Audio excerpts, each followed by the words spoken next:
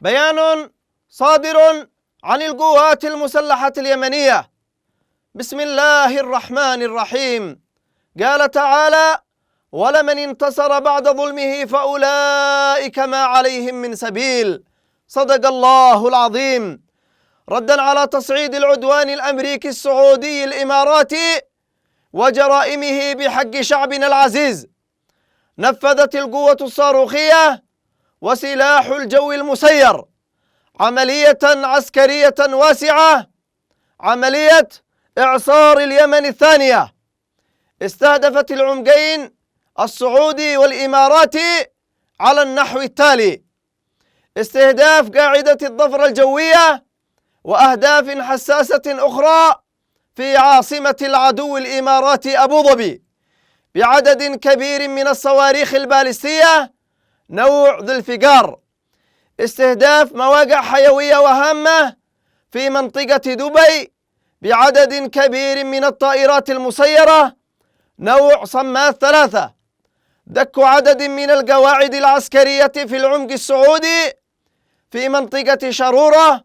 ومناطق سعودية أخرى بعدد كبير من الطائرات المسيرة نوع صماد 1 وقاصف توكي، استهداف مواقع حيوية وحساسة في جيزان وعسير بعدد كبير من الصواريخ البالستية. وقد حققت العملية أهدافها بدقة عالية بفضل الله.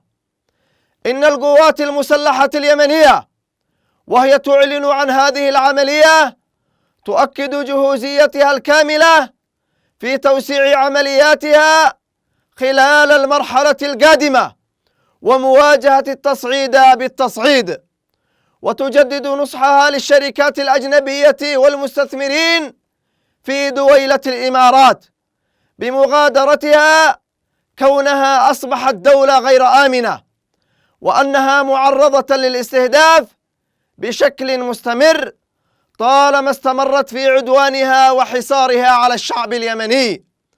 عاش اليمن حرا عزيزا مستقلا، والنصر لليمن وكل أحرار الأمة. صنعاء 21 من جماد الثاني 1443 للهجرة، الموافق 24 من يناير 2022. صادر عن القوات المسلحة اليمنية.